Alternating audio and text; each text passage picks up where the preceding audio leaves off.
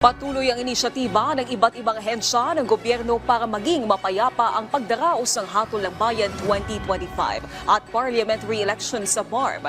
Samantala, pagsasaayos ng revitalize sa Oplan Katok sa mga gun owner patuloy na pinag-uusapan ng PNP at COMELEC. Si Patrick De Jesus sa sentro ng balita, live.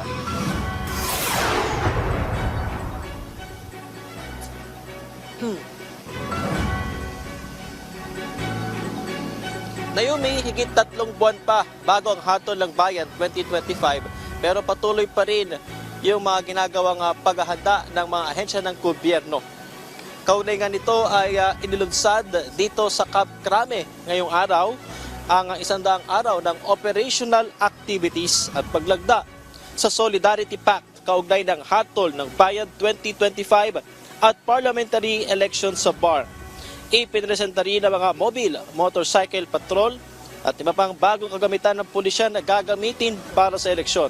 Target ng PNP na gawing pinakamapayapa ang eleksyon ngayong taon kung saan binigyang diin ang pakikisa ng lahat o yung pagsusulong ng SAFE, S-A-F-E. Ibig sabihin niya, Naomi, ay shared accountability for a fair election.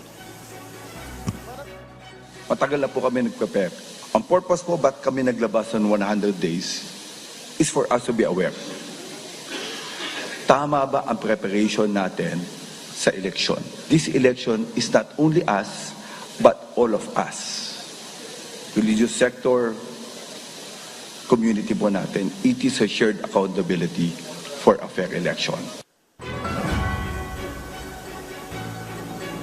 Samantala, patuloy naman yung pag-uusap ng PNP at COMELEC kaugnay ng pagsasaayos ng revitalized Katok sa mga gun owner. Muli nga binigyan diin ng COMELEC na nais lamang nilang maiwasan yung pagkakaroon ng pangamba ng publiko ngayong election period. Sa panahon po kasi ng halalan, medyo iba ang dynamics ng ating komunidad. Meron po sa malalayong lugar na maaring ang ating PNP o kaya beyond their control, gagamitin po ng mga politiko at kandidato na pamamaraan niya parang panakot. Walang kaalam-alam ang ating PNP, pero yung pala ay sinusundan na sila na parang may pananakot. Yan po yung mga bagay na nais nating iwasan.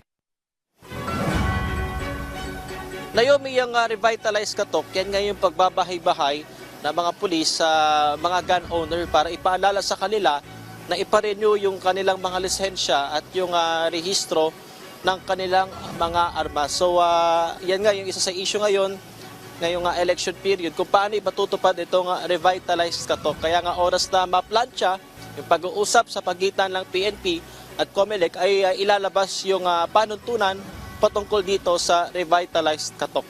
Naomi. Maraming salamat, Patrick De Jesus.